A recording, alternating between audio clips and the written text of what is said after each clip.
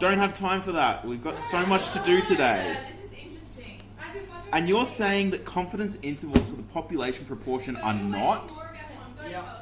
That's exactly I what was literally just walking around friends over the weekend, and I ended up having a water bottle vomiting to my face.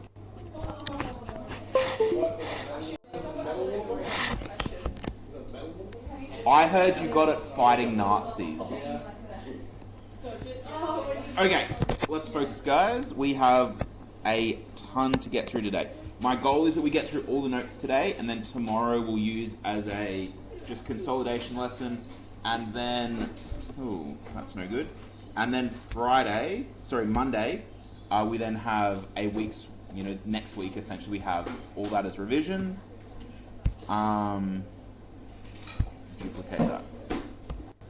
There we go. So you're going up today? I sure am. Will you go Next Thursday, I probably will. I probably can't. Because Wednesday I'm not at school, I'm on excursion. And Tuesday I have to write my supers for the excursion that I'm going on Wednesday, so I'll probably be busy doing that in variation. I'll do hub on Tuesday and hub on Thursday next week. Okay, so let's focus on up. Thank you. So in all the problems we've interacted with so far, we have known what size the population is. So when we think about the population proportion, sample proportion, all the problems we've done so far, we've known what the population is. We're going to flip that today. We're not going to know what the population is. So, and we've used our knowledge of that population to understand the sample proportion a little bit better. Today we're going to go the other way, use our knowledge of the sample proportion to estimate the population proportion when it is unknown. So, in a class of 20 students, it was found that 8 of them had a dog as a pet. What information can we get from that? No.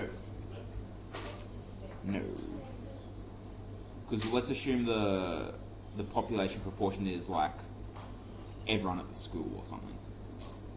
So if the population was everyone was at school, we would know the sample proportion, which is what letter? P hat. And what would P hat be equal to? Nope. Could put them together. 8 out of 20.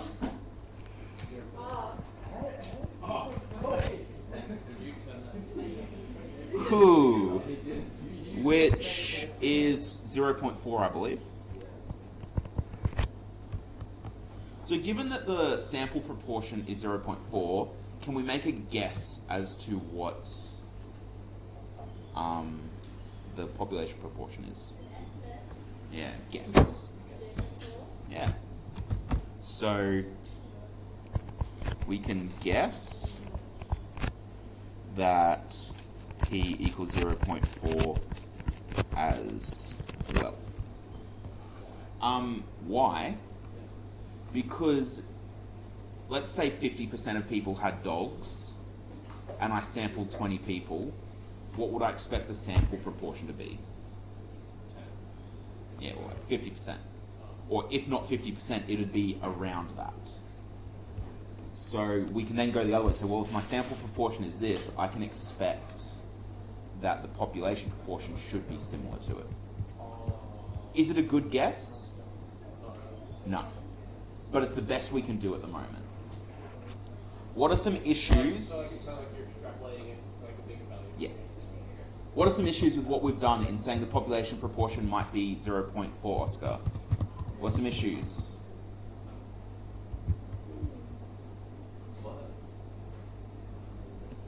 What issues do we have in determining this? It might not be. Can we jazz that up with some mathsy language? Chantel wants to help you out. They might be like the only 8 people that have a dog. Yeah, it might be an irregular sample. So let's put that down.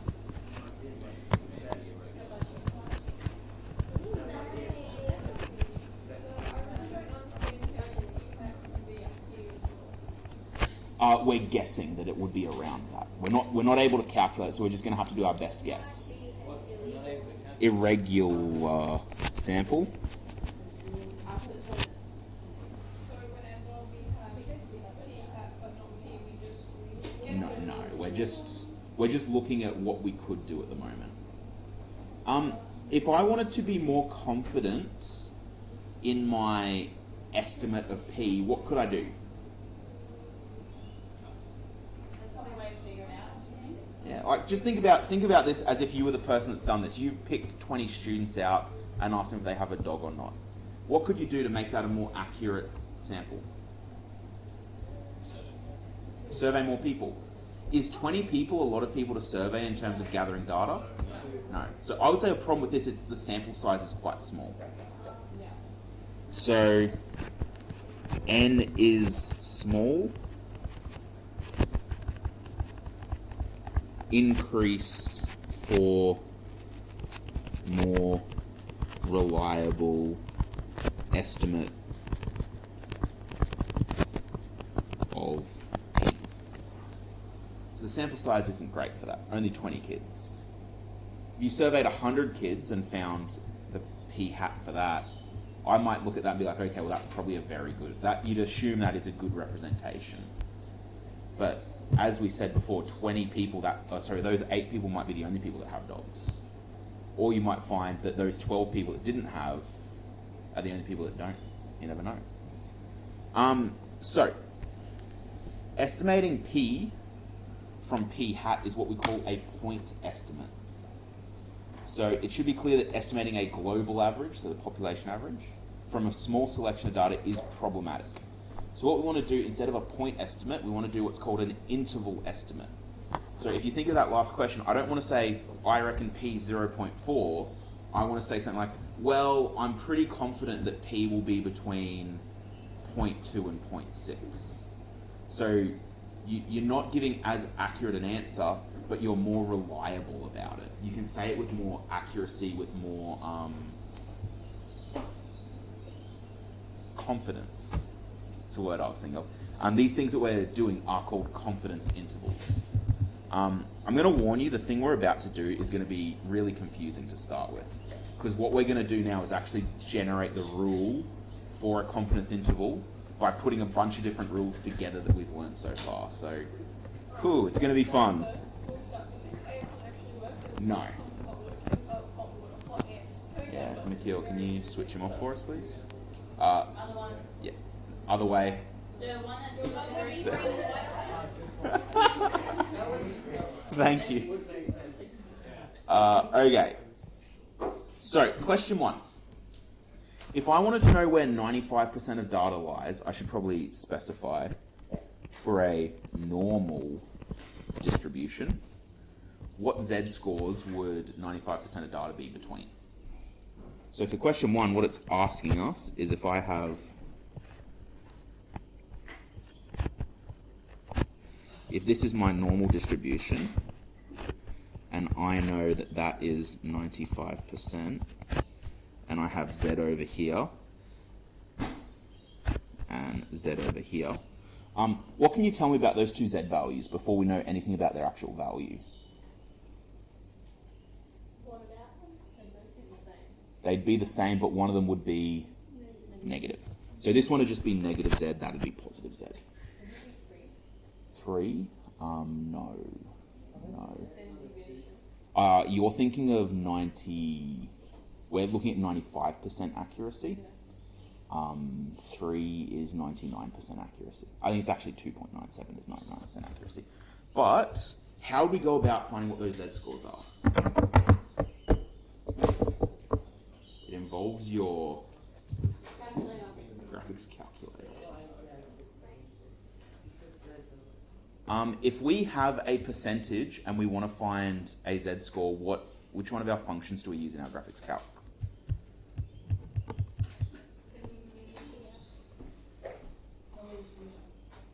Sorry? Well, they're all normal distributions.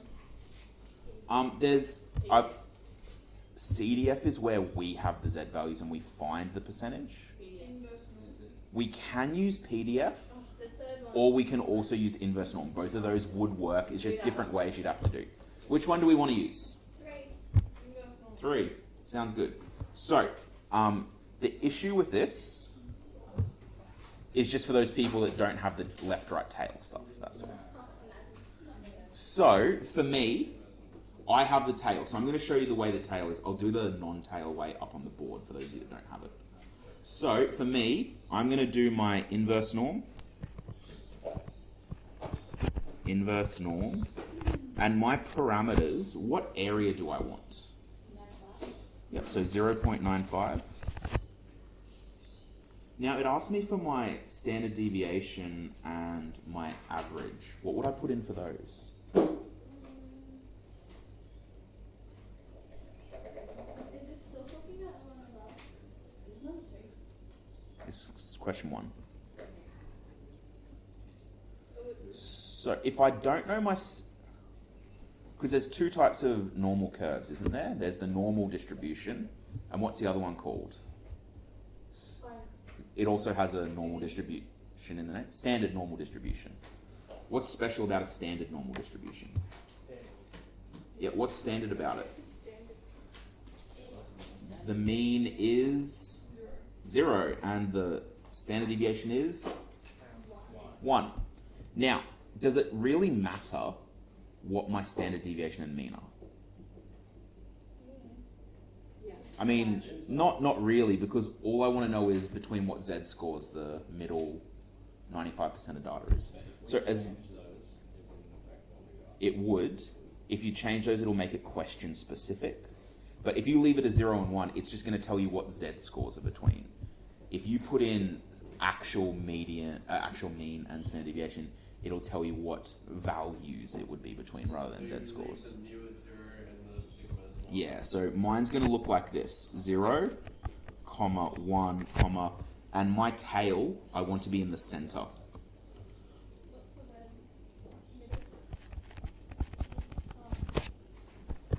And that equals approximately negative 1.96, comma, 1.96. Now, so that's if you have a tail. If you don't have a tail, you have to use a bit of mathematical jujitsu. Because if you don't have a tail command, where does it measure from? Left. So,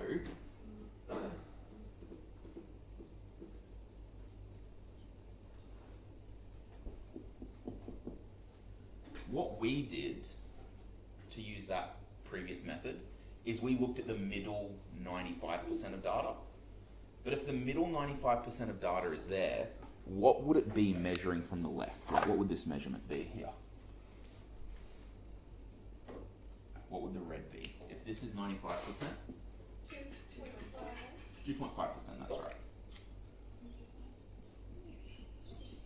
So for those of you that don't have the tail function, yours would be inverse norm, bracket 0.025, comma 0, comma 1.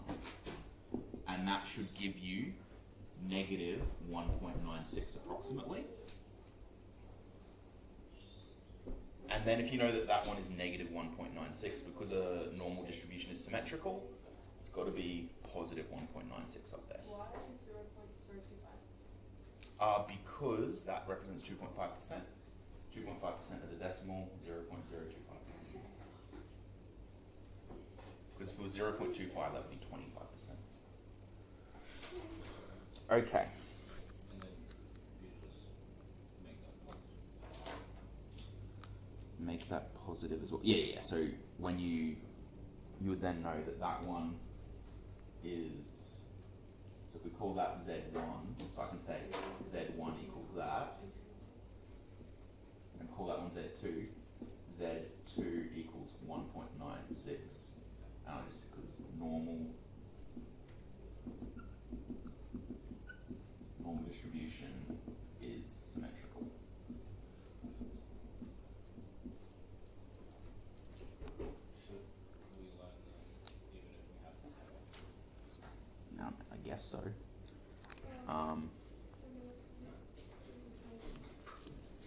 Okay. Now, question 2. This is where the fun begins. We're going to use the z-score rule to come up with a rule describing the distribution of the sample proportion. That's a lot of maths words. I'll start you off. What's the rule for a z-score? Does anyone remember? So you're recording. Yep. X take mu over sigma. Okay. This is going to be really interesting because I didn't actually work through this one, so I hope I get it all right. Okay, now we're going to replace all of these values with things that have to do with our sample proportion. So if we remember, x means the score we have, mu means the score the population proportion, sorry, the average, which is the population proportion, and there's sigma as well. So what would we replace with p hat? Which value would p hat be equivalent to? Correct. So z would be p hat. Whoops, what am I doing equals? Minus what would be instead of mu? So what would the average of the sample proportion be? Not 0? Because remember, in a sample proportion, what can we use as mu? P.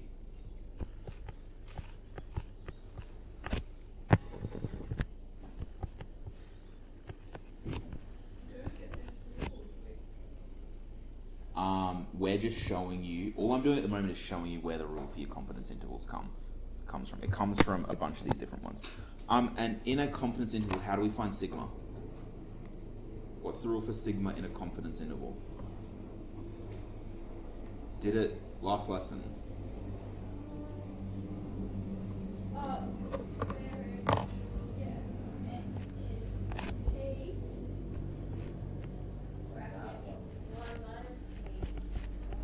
Are they p hats or p's? Okay.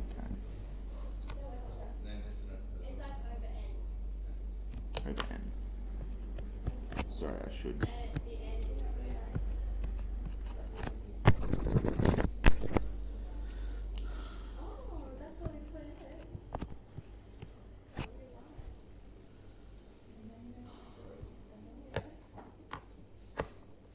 So it's p hat minus p divided by the square root of Correct. p times 1 minus p over n.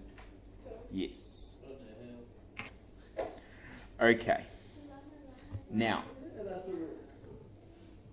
No. We've still got question 3 to go. We're at like a level 3 right now. It gets up to a level 5. Is 5 out of 5 or 10? 5. This is one where I had to look at 2 or 3 times before it made sense to me. So, what I just want to point out, guys, is this rule here will give you the z-score based on your p hat and your p. That's what that rule there does. So that gives you the z-score based on your p hat or your p. But we can't do that. We can. What z-scores do we know that 95% of values are between? The things we can do. Above, so negative 1.96, positive 1.96. 95% of values are between those. Okay, this is where it gets hectic. So I'm going to write a probability statement about that. So the probability that, yeah, 1.96 is less than that thing I just came up with, p hat minus p over the square root of p bracket 1 minus p over n, and that is then less than 1.96, is approximately equal to what percentage? 0.95, 95%. Now, this doesn't help us because it's really annoying. and we want to have, normally when we do a equivalency statement, do we normally have an equation in the middle of two like less than signs? We normally just have a single variable. So what we want to do is we want to get P by itself in the middle there.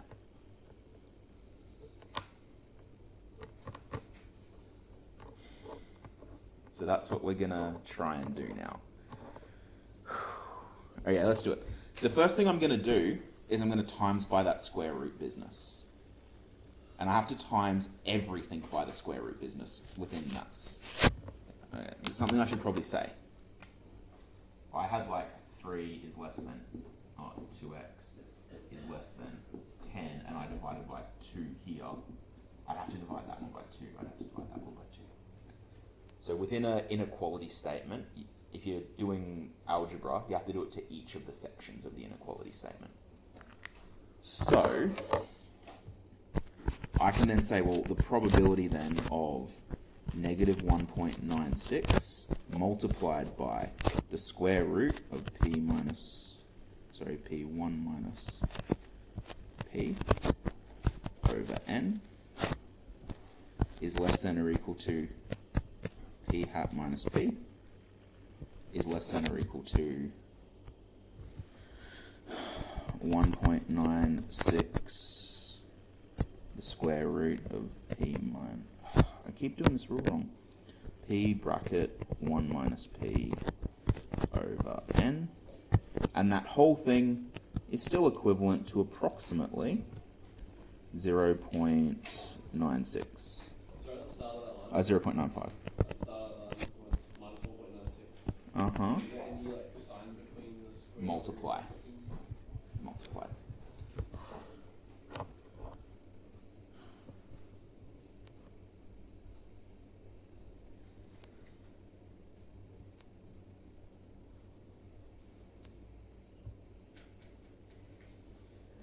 Okay, are there any questions on that step, guys? Is there more? Yeah, there's one more step.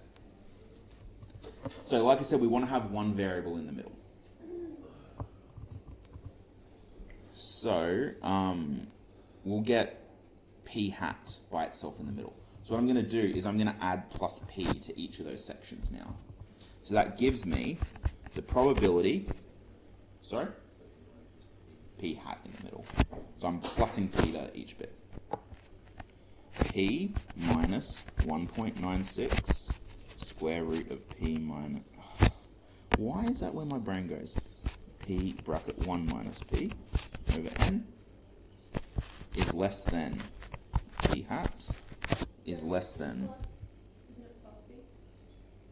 You put the P at the front. Yeah, so I plussed P to both sides, so it's plus P minus 1.96. Because that negative still carries down.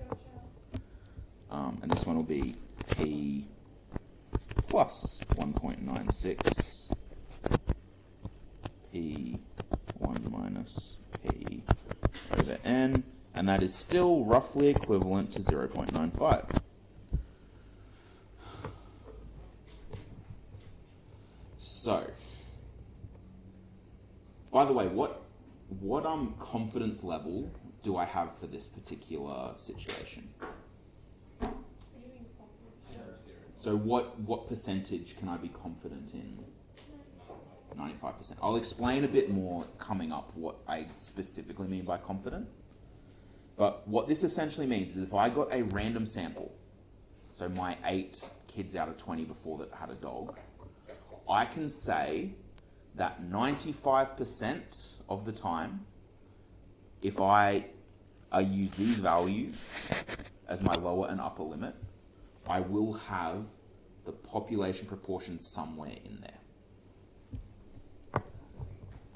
I'm hoping that's not too dense enough. It will hopefully make more sense as we go along. Okay, let's go over to the flip side.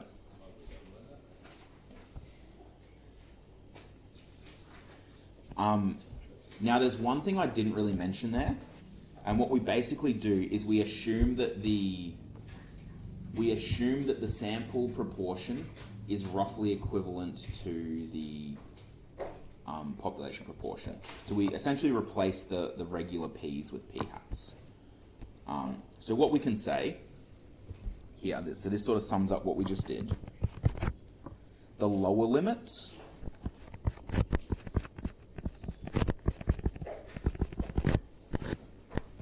and the upper limit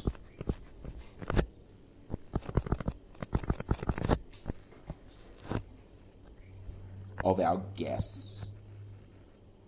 So remember, all of this is just about guessing what p is.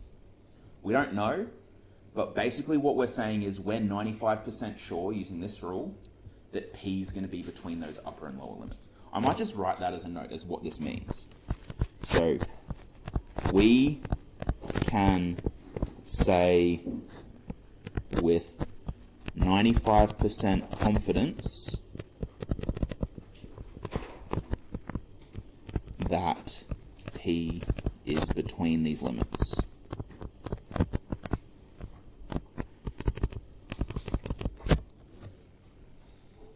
We don't know for sure that p is going to be between that lower and that upper limit, but we can say 95% of the time it should be.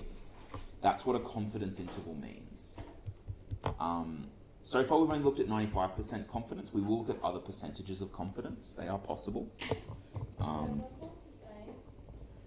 With. W/ is short for with.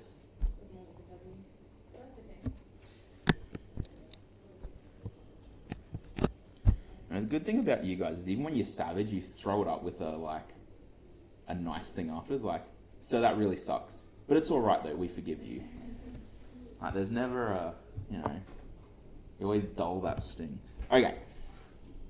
So, find an approximate 95% confidence interval for the proportion P of primary school students in Australia who use social media, given that a sample of 20 students was conducted, finding a sample proportion of 0.7. So, let me just set out my variables before we do anything else. What is my... Do we know what P is? No. So P is a question mark. And we're not actually going to find P. We're just going to be reasonably sure what P is. Do we know P hat? What is it? Yeah. Do we know N? 20. Do we know our confidence? Yeah, 0.95 or 95%. I'll just put 95%. Okay, so the lower limit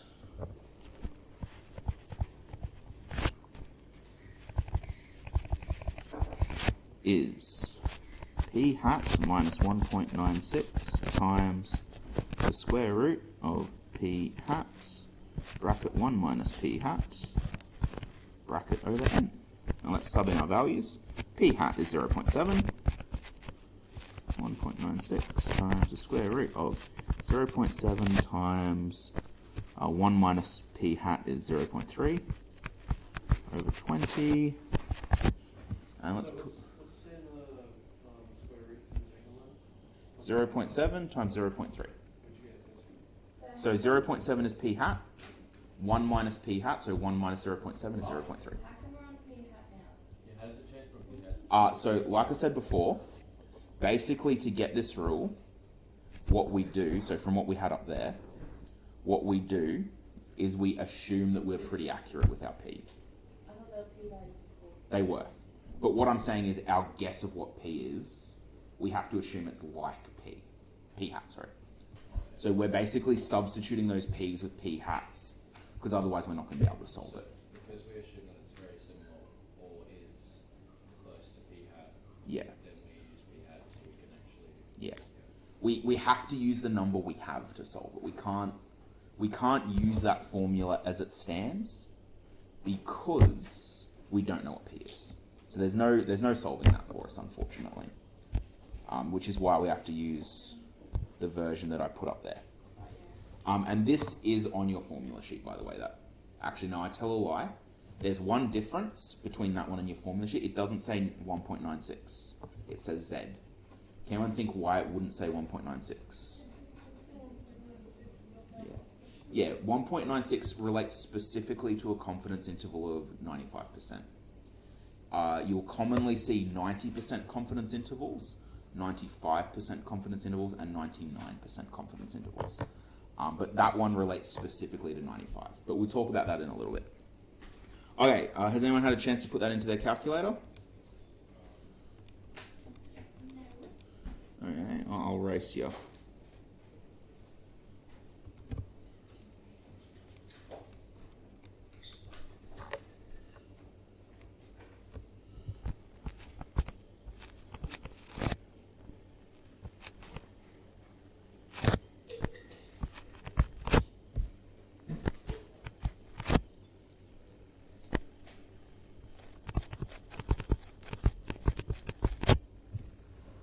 I got that as 0.4992. Approximately equal to. So approximately equal to 49.92%. So what I'm saying is, with 95% confidence, I can say that the lower limit of primary school students who use social media is about 50%, 49.99%, or 49.92%, as it were. Does that make sense, guys? How we got that? So let's look at the upper limit. I won't do the full working out this time, so let's just go straight into subbing in. So upper limit will be 0.7. The only difference between this rule and the previous rule is a plus instead of a minus. Yep.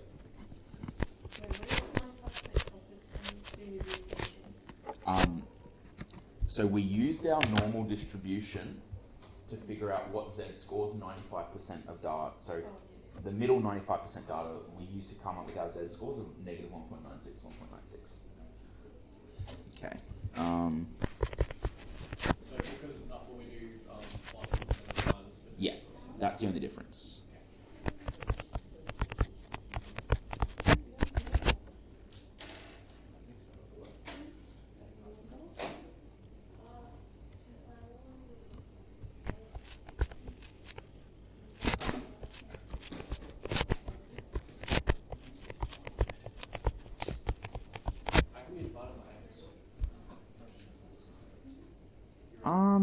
I think that's because that was supposed to be a 0 and that was supposed to be a 2, but my pen cut out while I was writing. So the upper limit then is 90%. Is that a small range, by the way? We're saying between 50 and 90% of students are on. That's a big range. That is a huge range. Can anyone think why the range is so huge? Kids in their damn phones. I think about the values we used.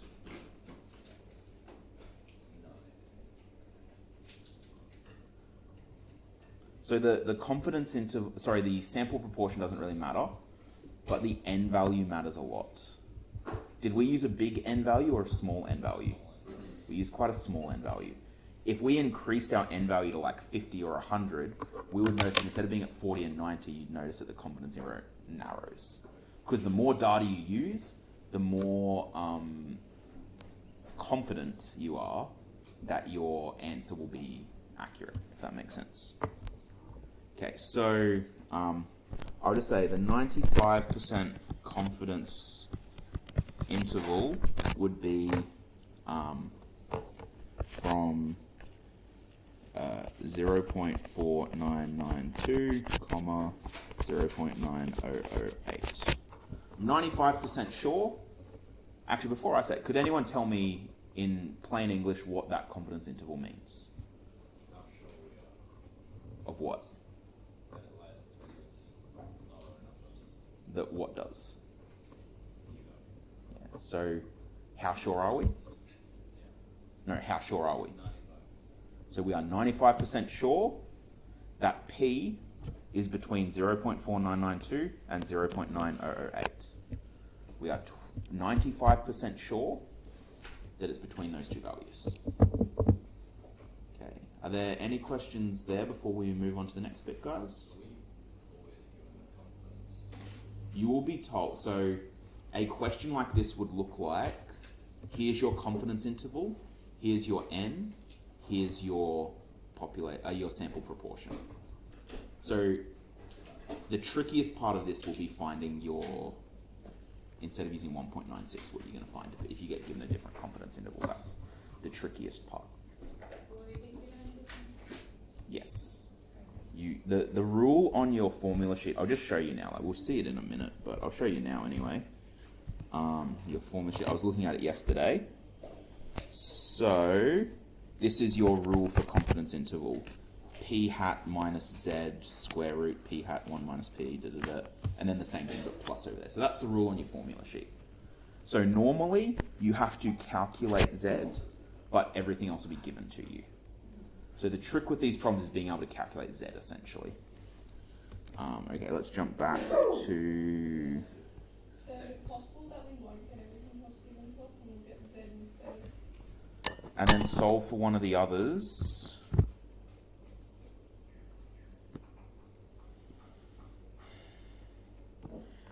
It is conceivably possible that you would get you might be told the confidence interval of 95% is this. Or no, it might say the confidence interval is this. This was the number of things, this was the population proportion. Work backwards to find what the confidence interval was. That is possible, yeah. But that's actually not as hard a question as it sounds like. I can probably do one up for you later. Or we won't get to time today, but I can do one up for you tomorrow to have a look at. Because it will essentially come back to being an inverse normal problem. Sorry, it'll be a normal PDF problem, which is quite easy to do. You just use your graphics calculator, sub it in. Okay. So let's keep going. So, so I just put this in. I stole this diagram from your textbook. It's just explaining exactly what a confidence interval is. So a confidence interval represents a possible spectrum upon which P could exist. If we have a 95% confidence interval, it means we can say P is within that range 95% of the time, no matter what our P hat value was. So the good thing about confidence intervals is even if we have a really dodgy P hat, we can still say with certainty that it's between, or with 95% certainty, that it's between those values. If you consider the diagram to the left, you can see 20 different sample proportions represented by red dots. So basically they've done 20 little surveys, and you can see those with those red dots there. And then they've used that sample proportion to calculate that particular sample proportion's confidence interval. Can you see that all 20 of the sample proportions have different confidence intervals? Yes? No? Yep. Are there any that don't include, so the dotted line down the middle is the actual population proportion. Are there any that don't include it? How many? 1. And because I stole this from the textbook, exactly 1 out of 20, which is 5%, which is what we'd expect. 1 out of 20 will actually not be in it because we're only 95% confident. So given your sample proportion, you can generate your confidence interval and you can be sure, at least if you're using 1.96 as your Z-score, that 95% of the time you will have calculated an interval that P exists on. Okay. Yeah, I've already said that.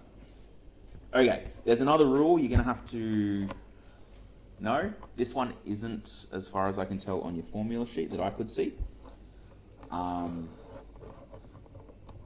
But it's not too bad. It's kind of logical, actually. So we found that we had a confidence interval from 4.99 to 0.901. So that's rounding to 3 decimal places there. This represents the fact that P could be anywhere from 50% to 90%, which is quite a high margin. The distance between the sample estimate and the endpoints of the confidence interval is called the margin of error, and the margin of error rule is that E equals 1.96 root P hat 1 minus P hat over N. Now, once again, is this going to be the rule for every possible one? What will this show you the margin of error for? The margin of error in a 95% confidence interval. So on the next page, I think we just have a question about that. So find the margin of error for these ones. So my rule was the error equals, let's make sure I don't mess it up. I'm just going to write a note. Only for 95% confidence interval. So equals 1.96 root p hat bracket 1 minus p hat over n. So for A, E equals 1.96 square root of 0.8 bracket 0.2 over 10. Oops, I don't need that. Does anyone have an answer for me on that one? But actually, before you do that, are we predicting margin of error high or low? High. Why do we predict it's going to be a high margin of error? Low sample size. What did you get, Jacob? 0.25. Now, does that mean from the lowest value to the highest value there will be 25% difference? No. It actually represents from the middle to the outside. So from the lower limit to the upper limit for this one, there'd actually be 0.5 difference. It only represents from the middle to the outside, because it's an error in either direction. Okay, let's look at B. The error 1.96, it's going to be the same thing, 0.8 times 0.2 over, but this time we're doing it over 50. So our predictions is going to be higher or lower, the margin of error? Lower, because we have a bigger sample size. And what does that give us? 0.1? 1. 0.1. Oh, 0.11. So as you can see, we've significantly lowered that margin of error by having more. And last one, let's do it for sample size of 100.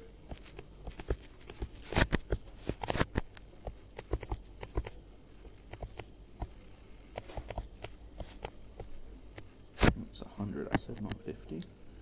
100. And what's that equal? 0.078.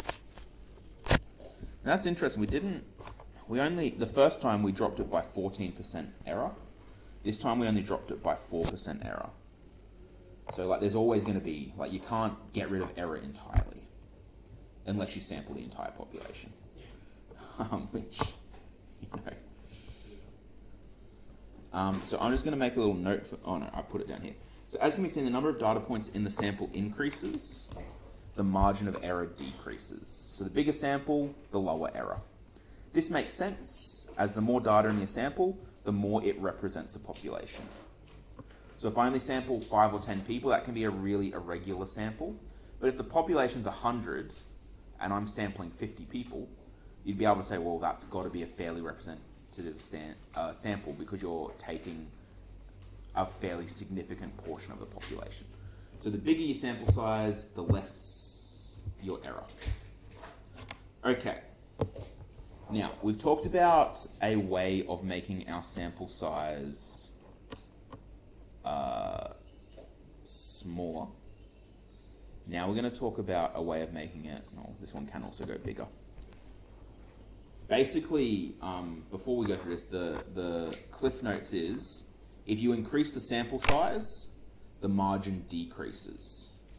But if you increase the confidence, the margin increases. Think about that for a second. If I'm more confident that P exists on an interval, does it make sense that to be more confident, I have to make it wider? It's kind of like if I said to you, I'm pretty confident that Jacob's going to get about 25 out of 30 on this exam. For me to be super confident, I can't be like, well, actually, he's going to get exactly 26, and I'm actually more confident about that than of him getting in this general area. For me to get more confident, it needs to be a bigger claim. It's kind of like imagine putting on a bet on the state of origin. You might put a bet on Queensland to win, but if you then add in, or also on top of that, they're going to win by 20 points. So you're becoming more and more specific, so that means you're less and less confident that it's going to happen. I hope that makes sense. Okay, So far we've only considered a 95% confidence interval. It's also common to see 90% and 99% confidence intervals. Geez, can I say this? I was looking through a couple of different exams recently. One of them had an 80% confidence interval on it, so that might have been your exam, or it might have been the QCAA one. I forget. But so there was a question with an 80% confidence interval. So you can get any number. So we saw the rule before for 95% was that. So we can utilize the same setup for any possible confidence interval. It's important to note that plus or minus 1.96 represents the Z-scores that 95% of data lies between. So for a different level of confidence, instead of 1.96, we use a value relevant to whatever confidence level we need. So all we're going to do is determine the confidence interval in general for these ones. So let's look at A, 50%. If I look at my normal distribution, I want the middle 50%, so I need my Z-scores. Do you guys feel confident in finding these Z-scores? Yes? Do people without the tail feel confident? So I would go inverse norm.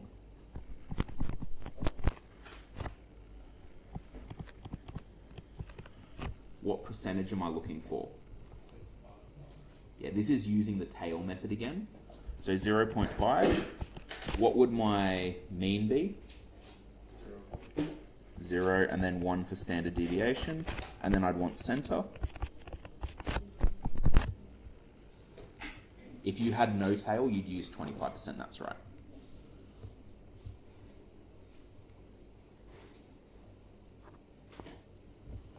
Oh, I'm a dummy.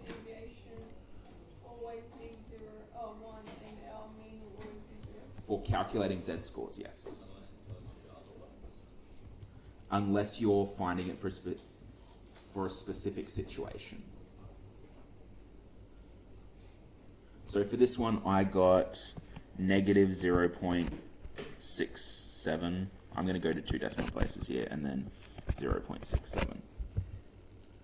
Which means the confidence interval for that would be p hat minus 0.67 square root of p hat bracket 1 minus p hat over n, comma p hat plus 0.67 square root of p hat bracket 1 minus p hat over n. So if you wanted to find the confidence interval, so the upper and lower limit for 50% confidence, that would be the formula that you would use. Let's look at B, 90% confidence rather. So 90% confidence. What's my time? 15 minutes, okay.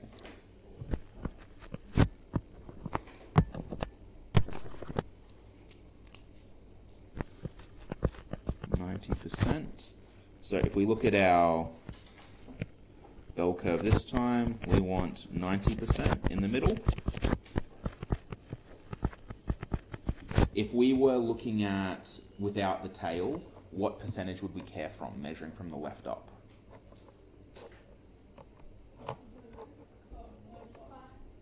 5, because we just want from there up to there. So if the middle is 90%, that means there's 10% on the outsides, and half of that is 5%. Does that make sense, Sinead?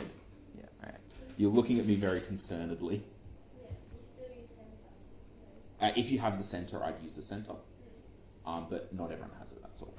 So I just got to show you both ways. Okay, so this one you do inverse norm bracket 0.9 comma 0 comma 1 comma center. And what does this one give us, guys?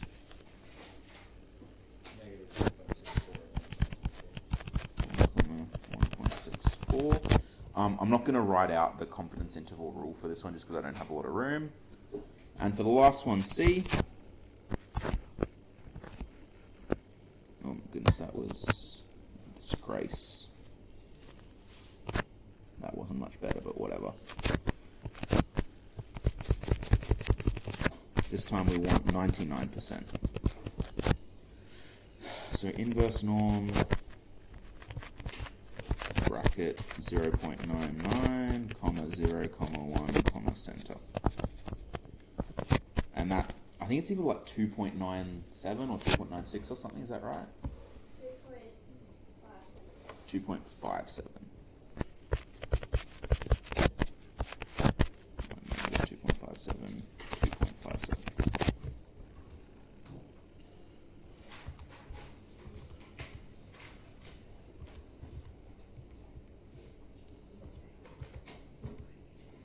Yeah, I got the same. Cool. Are there any questions with that, guys? Nope. Cool. So these rules in red here, so for you guys, they're on the back of that page. These are your big rules that you need to use and remember. Sure. Well, for you, they're in grey because I don't have colour printing. But the recording will show that they were red on the original. So this is our rule for where the confidence interval is. Now, I'm just going to write next to it. I know you guys probably don't need this at this stage, but let's write next to it. P hat is the sample estimate, is the sample proportion.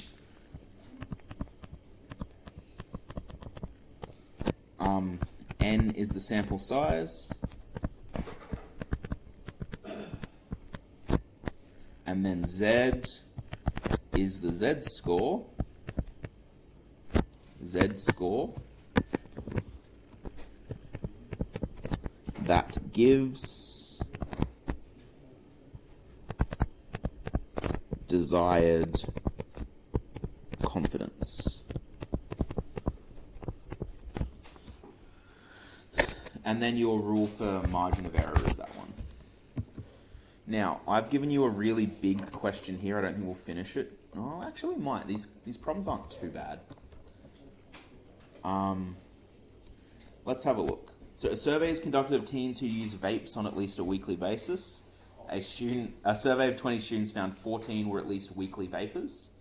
However, a follow-up study found only 28 out of 90 students vaped weekly. For both studies, determine the confidence interval to a 90 and a 99% confidence level, as well as the margin of error. So we're doing two separate situations, and we're doing two separate confidence intervals. So there's really 4 separate questions here. I really went all out because I was running out of space, to be honest. So what I'm going to do is I'm going to split this into 4, and I'm going to say sample 1, 90% confidence interval, and then I'm going to do sample 1. Yeah, I'll go back into it in just a sec. 99% CI. And then we'll do sample 2. 90% CI. And sample 2. 99% CI. Okay. Now, for a 99% confidence interval, what did we find our values were? So we did that on the previous question, didn't we? Negative 3.57 and positive. Oh, that was 90%. For 90%? Negative 1. Oh, I was doing 99. Yeah. I think I said 99. I probably did. What was it? 1.64. Yeah. 0.64. Now, the only reason I'm not calculating these is we literally just did it. So there's no point recalculating when we literally just did it. And that's 90% in there. What's my p hat for this sample?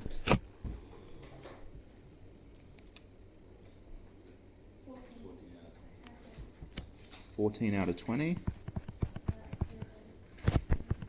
0.7. What was my sample size? Would be 20. And then my Z score, I guess, is 1.64. So my confidence interval would be 0.7 minus 1.64 square root 0.7 times 0.3 over 20, comma 0.7, oh my goodness, plus 1.64.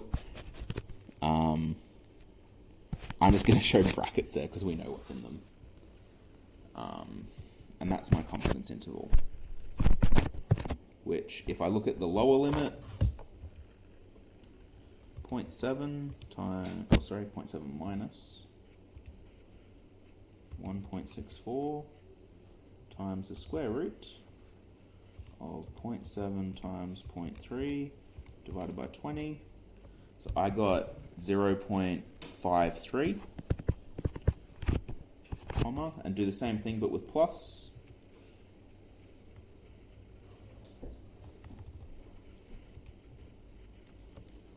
0.87.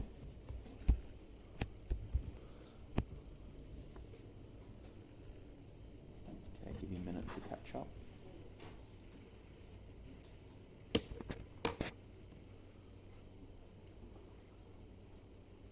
Are there any questions with how I got our confidence interval, guys?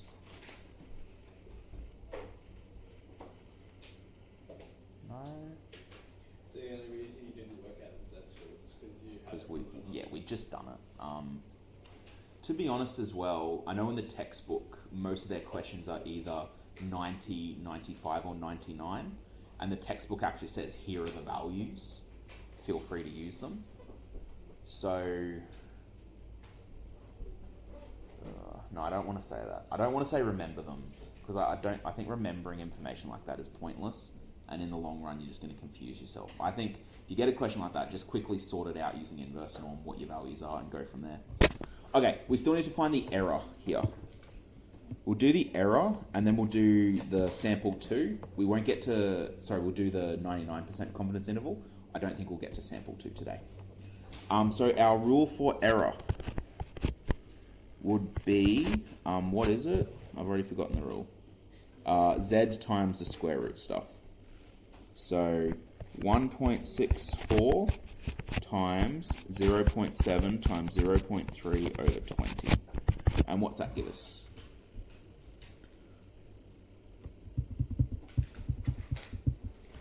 It'll be that what? It'll be 0.16 actually. Or 1.7 once you round up. So there's about 17% error in that one either side.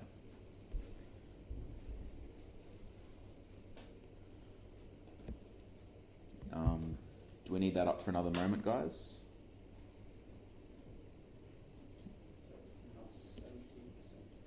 Yeah, so that means from the center of, from your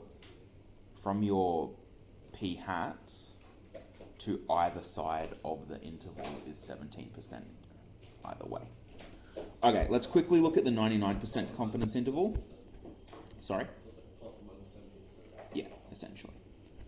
So let's look at the 99% confidence interval. We're going to have the same p hat, so 0.7. N is still going to be 20, but my Z score is going to change. So what my Z score for 99% confident be? 2.57, that's right. So my confidence interval is going to be, I'm going to zoom in for this one so I have enough room this time. 2.57, yes. So it'll be 0.7 minus 2.57 square root 0.7 times 0.3 over 20. 0.7 plus the same thing. I don't know if I need to say this, but I will just in case. Don't retype this for the lower and upper limit. I just always go up and select the previous one and click enter, and it brings it down. I just change the minus to a plus. Way easier than retyping it all. I assume you guys know that, but just in case. And what did we find my lower limit was, guys?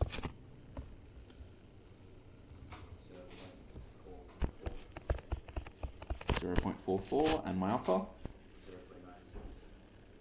0.96. So, what can you tell me about my confidence interval before to now? It's much bigger. Because we're 99% sure this time instead of just 90%. So to be more sure, we have to widen our range. It's kind of like I say, I'm pretty sure, I'm 90% sure that my green card is on my desk, but I'm 99% sure it's either on my desk or in my last classroom. So to be more sure, I need to include more possibilities, essentially. Let's now look at the error. So we should find the error is much larger, and I think the error is going to be 16%. No, 26%. Because the error is going to be the distance from the p hat value to the upper limit. And because it's 0.7, it's easy to do that maths in my head. 2.57 square root.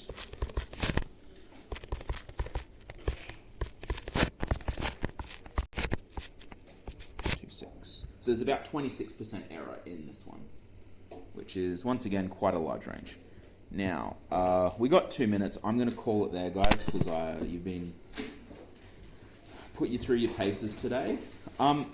Just for my own information,